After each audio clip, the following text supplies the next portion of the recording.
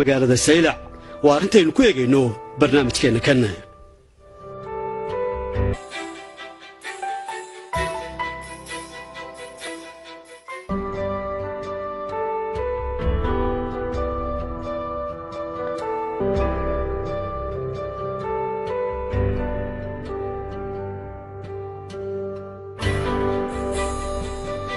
magaalada Saylac ayaa waxay ku taalaa cirifka waqooyi galbeed ee xeebta Soomaaliland iyadoo u dhow xuduudda dhinaca Djibouti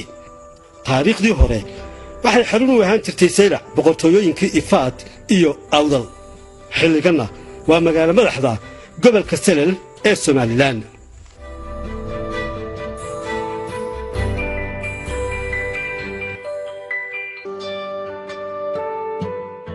magaalada Saylac waxay soo dhisneed qarniyo tiro badan waxaa isaga dambeeyay boqortooyooyin badan oo muslim iyo kristaan ba isugu jira waxaa ka soo dhacay dagaalo fara badan iyadoo kulaba qolo ay qabsan jirtay waxay soo dhisneed muddo fara badan ka hor diinta islaamku intii aanay soo bixin sida ku cad buugga lagu magacaabo The Peribles of Arisian Sea kana warrama taariikhdii hore ee Greeka waxaa lagu sheegay in magaalada Saylac ay jirtay islaamka hortii isla markaasina ay ahayd meel ganacsigu uu ku xoogan yahay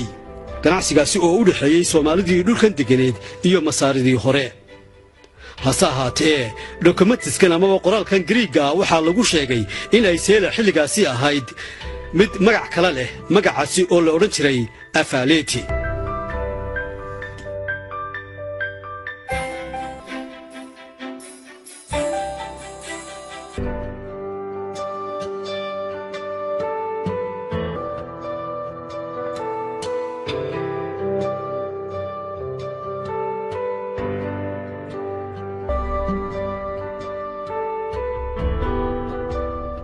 diinta islaamka ayaa Saylac soo gaadhay wax yar un kadib markii Nabi Maxamed naxariis iyo nabadgelyo korkiisa ahaatee iyo axsaabtiisu ay u hijroodeen dhinaca magaalada Madiina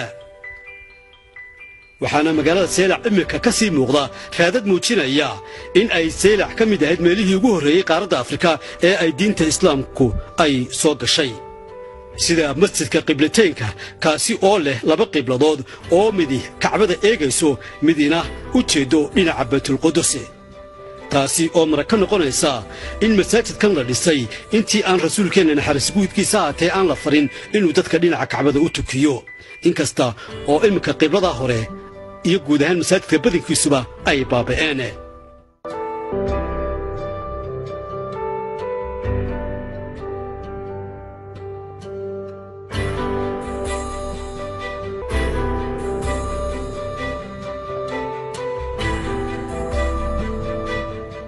si aynu haddaba macluumaad dheeraad ah aynu uga sii helno taariikhda faca weyn ee magaalada Saylac bal aynu eegno buugaagtii laga qoray iyo raggii sahamiyaasha ahaa ee soo maray amaba wax ka qoray magaalada Saylac dhammaadkii qarnigii 7aad qoraaga la oran jiray Yacquubi ayaa wax ka qoray isagoo oo sheegay in xilliga ay Saylac ahayd magaalo weyn oo ay degan yihiin dad Soomaali ah oo muslimiina taariikhdu markaa ahayd 1331 waxaa magaalada Saylac yimi badmareenkii iyo qoraagii caanka ahaa ee u dhashay dalka Morocco ee la oran jiray Ibn Battuta waxa uu ku sheegay buuggiisa lagu magacaabo Al-Buldani in uu ka soo kicitimay dalka Yemen kadib markii uu 4 maalmood badda ku soo jirayna halkii ugu horeysay ee uu qaaradda Afrika ka soo caga dhigtay ay ahayd magaalada Saylac waxa uu Ibn Battuta sheegay oo kale in xilligaasi ay Saylac ahayd magaalo aad u weyn oo dhisan isla markaasina ay ku noolaayeen dad madmadow oo muslimiin ah oo haysta madhabka Shaafiiciyada ee diinta islaamka waxaana ay dhaqan jireen buu yiri dadkaasu geel iyo ari Ibn Battuta waxa uu sheegay in xilligaasi Saylac ay lahayd suuq weyn iyo sariibad iyadoo oo magaalada lagu qali jiray buu yiri geela taas oo dhigiisu meel kasta uu daadsanaa sidoo kale kalluun fara badan ayaa lagu isticmaalayay buu yiri Ibn Battuta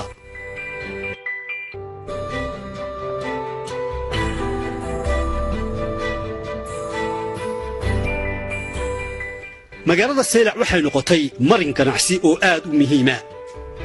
waxay isku xidhay ganacsigii ka imanayay dalalka Carabta Hindiya ila bariga fog kaasi oo saylac lagu keeni jiray doonyo kadibna waxaa loo gudbin jiray dhinaca Itoobiya siiba magaalada Herer iyadoo Hererna looga sii qaadi jiray dhinaca gobolada kale ee Itoobiya waxaa lagu qaadi jiray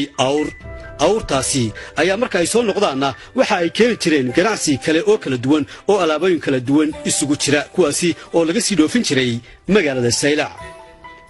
haddaba maadaama ay saylac noqotay marin weyn oo ganacsi waxaa ileeraada ku soo eegtay boqortooyadii kiristaanka ee Abasiiniya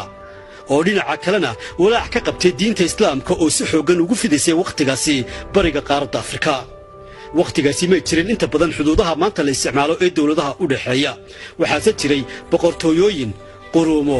iyo qabiilo isriixa oo midiba meel ay ka taliso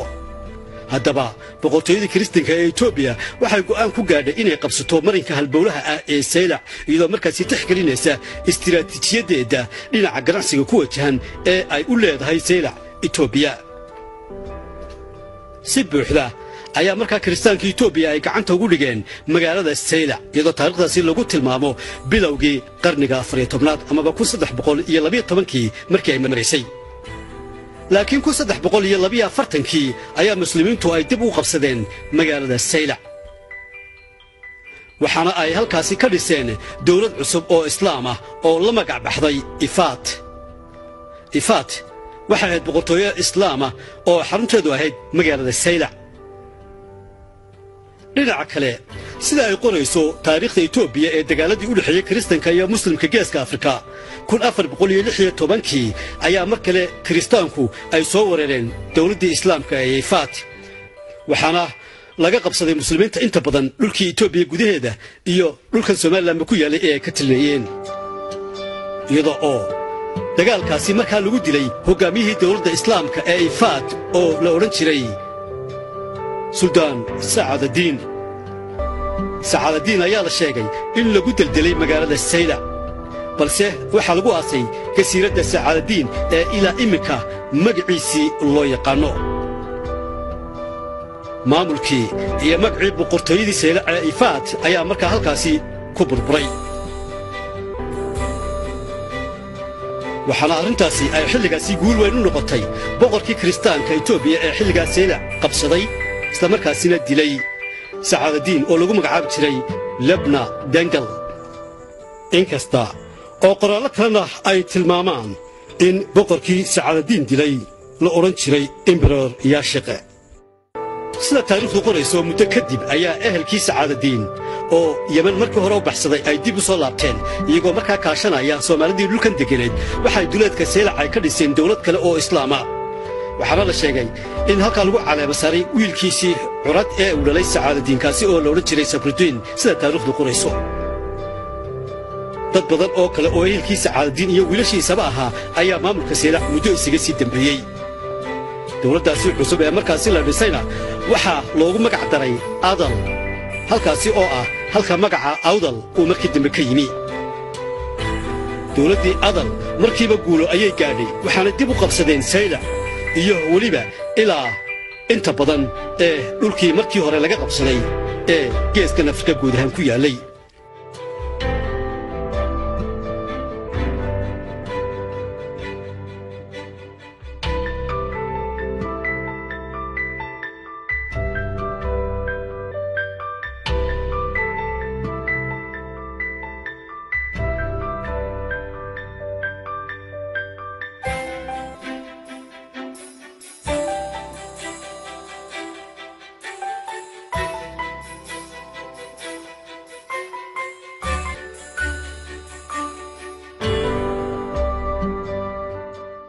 bilowgii qarniga 16aad waxa Adal hogaamiye u noqday Axmed Ibrahim Alqaasi oo ay Soomaalidu u taqaanay Axmed Gurey kaasi oo dadka qaar ay ku sheegaan inuu Soomaali ahaa qaarkoodna ay ku tilmaamaan inuu ka soo jeedo carabtii reer saylac walow ay jiraan quruumo kale oo iyaguna sheegta Axmed Gurey waxa xarun mar kale u noqotay magaalada saylac hase ahaatee Imaam Axmed Gurey sida ay qorayso taariikhda dagaaladii muslimka iyo kiristaanka Itoobiya waxa uu saldhig weyn u ka samaystay magaalada Herer halkaasi oo uu kaga sii duulay Itoobiya inteeda kale isagoo ka talaabsaday bariga ilaa koonfurta Itoobiya hase ahaatee markay taariikhdu ahayd 1543 ayaa Itoobiya waxaa qabsaday boqor cusub oo lagu naanaysi jiray ama la oran jiray Galow Wodios kaasi oo dhisay awoodii ciidankiisa isla markaasina waxa ay iskarabsadeen ciidamo ka soo jeeda Boortaqiiska isla markaasina u soo gurmaday Itoobiya waxaana ay taasi u sahashay in Axmed Gurey ay kiristaanku ku dilaan dagaal qaraara oo ka dhacay meesha lagu magacaabo Weyna Dagle oo tirsan galbeedka Itoobiya Saylac waxay weli sii ahayd xarunta maamulka islaamka ilaa bilowgii qarniga 19aad waxaa Saylac soo xukumayay maamulo hoos tagi jiray maamulkii dawladda islaamka ee Cusmaaniyiinta iyadoo ay Saylac joogeen rag wakiil u ahaa dawladdaasi sida Maxamed Cali Baasha oo maamulka Saylac soo hayay intii u dhaxaysay 1822 ilaa 1841 sidoo kale waxa maamulka Saylac isaguna soo qabtay Xaaji Cali Sharmarke oo isagu ka soo jeeday dadka reer Somaliland isla markaasina haystay Saylac intii u dhaxaysay 1841 ilaa 1850 waxa kale oo jiray maamulo ka socday Yemen iyo Masar oo guud ahaan hoos iman jiray maamulkii Cusmaaniyiinta asaatee markay taariikhdu ahayd 1885 ayaa Ingiriisku la wareegay Saylac iyo dhulkii awdal iyo guud ahaan arrigan Somaliland taariikhda Saylac waxyaabaha laga qoray ma yara dadka caanka ah ee kale ee Saylac yimi waxa ka mid ahaa Richard Burton iyo nin kale oo la oran jiray Johnston iyagoo ku tilmaamay in ay Saylac xilligaasi ahayd magaalo ifaysay dadka kale ee sida mugale wax uga qoray Saylac waxa ka mid ahaa qoraagii caanka ah ee lagu magacaabi jiray Basil Davidson kaasi oo buuggiisa caanka noqday ee lagu magacaabo The Earlier History of East and Central Africa wax badan kaga qoray taariikhda guunka ah ee magaalada Saylac Mr Davidson ayaa buuggiisan dunida caanka ka noqday waxa uu ku xusay in qarnigii 12aad dhulkan iminka loo yaqaan Somaliland ay ka dhisantay dawlad islaami ah oo maamul fiican leh kaasi oo ku hodmay isweydaarsiga ganacsiga isla markaasina xaruntiisu ay ahayd buu yiri magaalada Saylac waxa kale oo qoraagan Davidson uu tilmaamay in ilaa qarnigii 16aad ay jireen dagaalo xoog leh oo u dhaxeeyay muslimiinta xaruntoodu ay ahayd magaalada Saylac ee la kala oran jiray amaba hoos kala tagi jiray boqortooyinkii Ifat iyo Awdal iyo boqortooyadii Kiristaanka Itoobiya oo uu tilmaamay in kolba qolo la jabin jiray kolba cidda Saylac haysataana ay ahayd cidda leh awoodda sare ee geegan geeska Afrika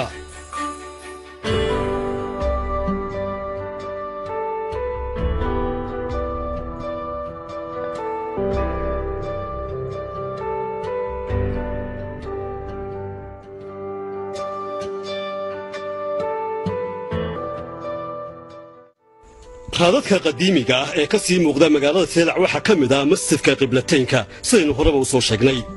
waxa kaliya ee iminka ka sii taagan masjidkani waa mid ka mid ah labadiisii qiblo taasi oo noqonaysa qibladii dambe ee dhinaca iminka loo tukado ee u jeeda xagga Kacbada hase ahaatee qibladii hore iyadu waa ay baabaday taasi oo u jeeday dhinaca Baytul Qudus waxa kale oo loo sheegay in qaar ka mid ah dadka hay'adaha ee baara aasaarta qadiimiga ah iyo waliba dad kale ay qodeen sina baabiyeen haraagii u dambeeyay ee qibladii dhinaca galbeedka u sii jeeday Captain Kureed waa oday badmaaxa oo da'diisu sida uu noo sheegay ay ku dhowdahay 100 sano waxa uu tilmaamay in muddo haatan 65 sano laga joogo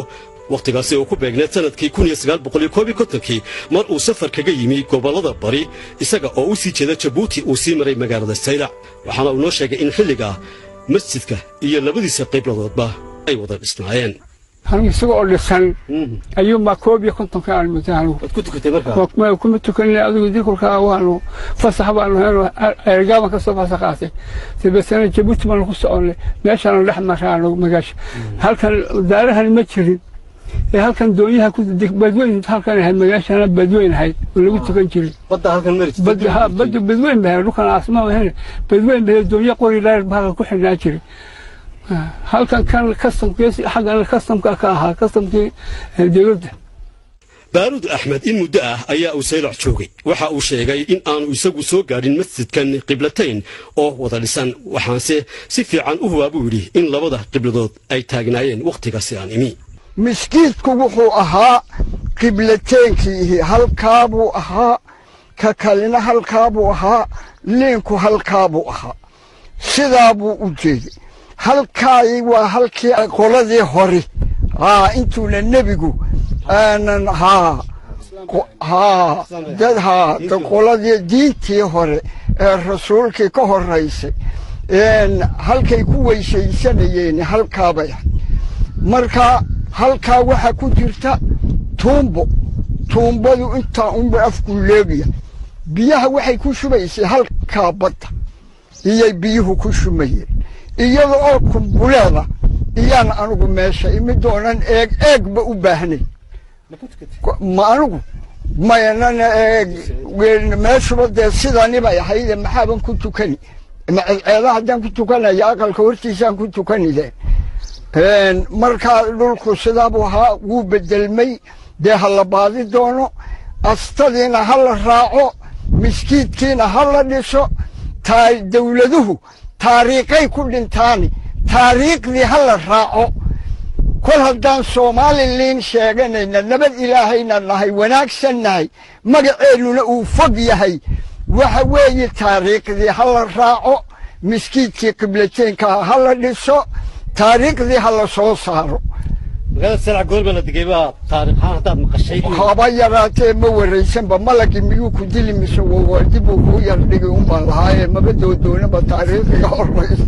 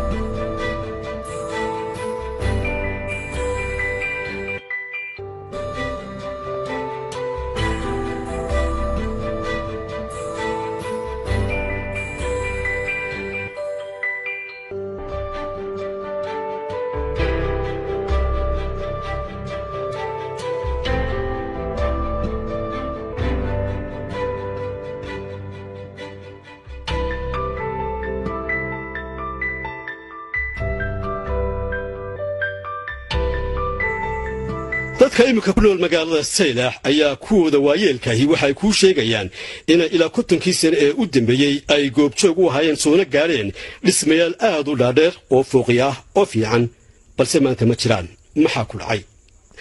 magaaladu wada daaray ahayd bandarad bay ahayd 22 sano dawladda sida barra la burburiyay bawgan ku sameeynayna shicib iyo shaqaale u kala shaqayn jiray ya wakaad arkaysa maantana xabad daaro taagan ili gaayro xaaji qeyr leeyahay taagan ili kalma taagna wixii badawgaasaan ku buuxinay taariikhda Seylac ee waata iyada uu ka arag ya nikad ka wata kala kabiisa leegaaba leeyay iyadu taariikhdeedina isla baabadiyo taariikhdeedii wakaad arkaysa de جيب فوق بحي بندرة دار لقحة أو فوق يدار بعدها كان الوحيد وجينا فوقه أيه هذا مجال عمر هذا مجال عمر بحي هذه أربعة عمر المجال marka fooqyadii xaga ka dhacay fooqyadii wixii laqaxa waxa lagu guray badwe meesha tan gacan kan xunbaa lagu guray iyadoo xitaa anigu jooga halka kan lagaxeedii waxa lagu guray lagaxiisi waxa lagu guray gacankaas lagu guray meel kale waa lagu guray meesha kale aad u fahmi maayo laakiin gacankaas badikiisa lagu guray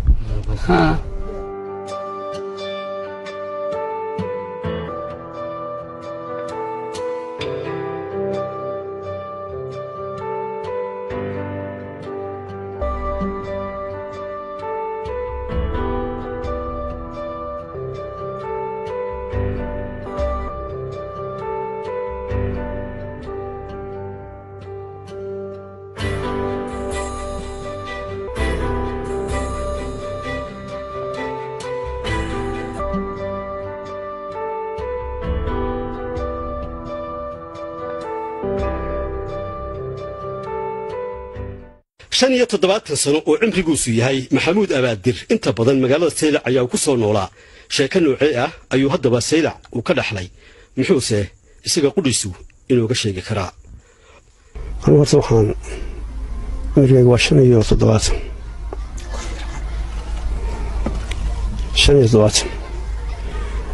inta badan waxaan joogay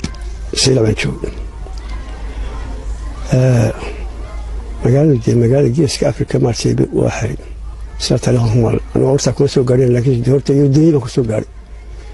dooyin buu wax ka jiray kuwii shiraac ahaa oo hindi iyo meel kasta adduunka maartay tanjiro ka jiray dadka deganay jinsi walba yahuud baa joogayso carab baa joogayso waxaa joogay turki baa joogayo afar baa joogayso intaan ku soo gaadhaano way ka soo xog badnaa iyaga waxa ku jiray mar iyaga xukumayba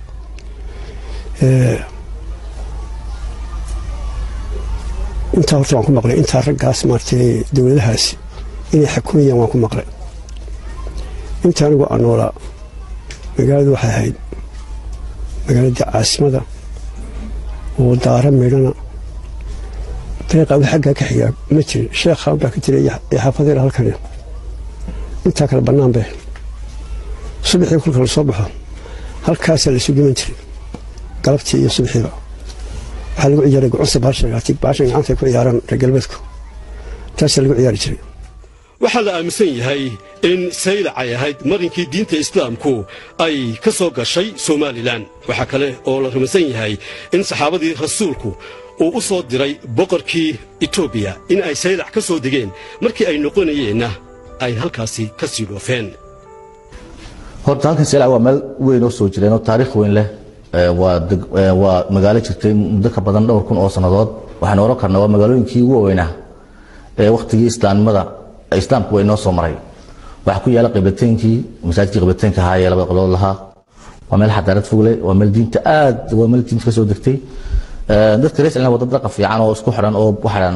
alla yaa rabbow anagu reer Saylac baan nahay iyagu ma ahayn qolqolyo xasmay qoon waxaan mad xadaarad gaadhayo reer Saylac la yiraahdo ayaa jirtay marka kulay meesha taariikhdu waa taariikh fog qoraalna waa lagu heli karaa insha Allah taala laakiin intii aan boosday intii aan maqlay taas insha Allah ku soo koobeeyay dadka saylac ku soo noolaa waxaa ka mid ahaa yuhuud amaba israa'iiliyiin kuwaasi oo iyagu soo gaadhay xilliyo dambe oo xitaa xilligii uu ingiriisku joogay ay qaarkood sii joogeen waxaa kale oo iyaguna joogay dad caraba maxay dadkaasu qaban jireen maxayse ahayd kaalinta ay lahaayeen dadka dhulkan u dhashay ee joogay waqtiyadaasi waa kan maxamed abaadir yuhuudda laba qaybood waxaan qaybina bay'amsa bixin qaybina bahal yaro qararaac ilaahay wada jiraan firaashada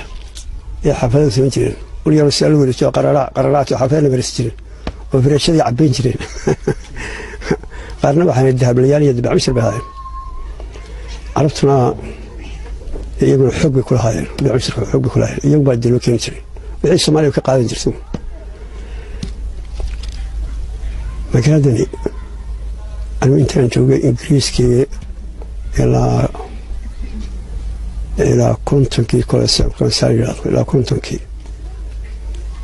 ayaan rasmi ahaan u degay waxaa kaloo jirtay doonyaha kolka ay